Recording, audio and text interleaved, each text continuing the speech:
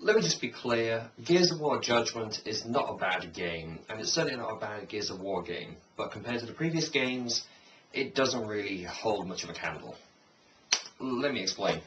One of the things I was most looking forward to about Gears of War Judgment was the interaction between Cole and Baird.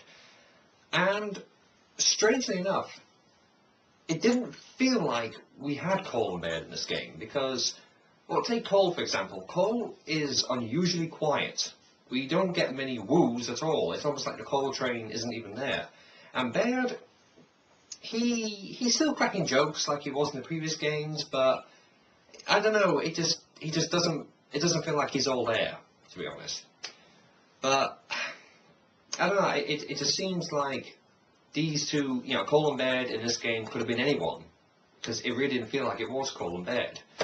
Now, the story in Gears of War Judgment is that in this game he's a lieutenant now.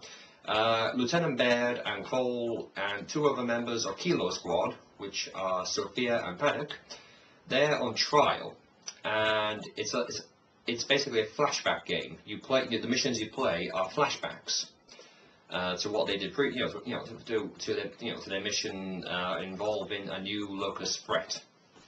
Now, there's also a second campaign, and that's called Aftermath, which is basically like a tag-on extension to Gears of War 3. It's almost like DLC for Gears of War 3.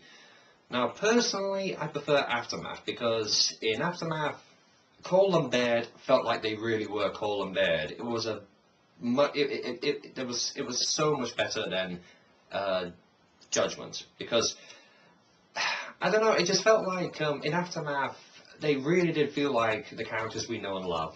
In Judgment, I don't know, there seem to be very sort of shells of the characters we know.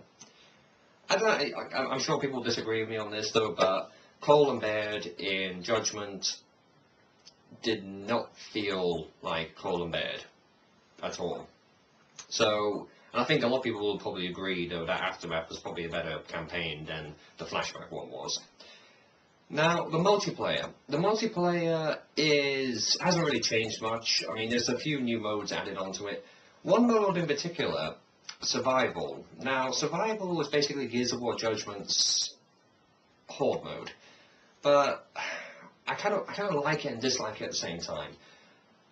What I do like about Survival is that you have to protect these E-hole covers, and if they get destroyed, you have to fall back to a previous position. So you do get this sense of you're being pushed back by a locust advance, this invasion of this area around you. So you have to keep falling back each time an E-hole cover gets destroyed.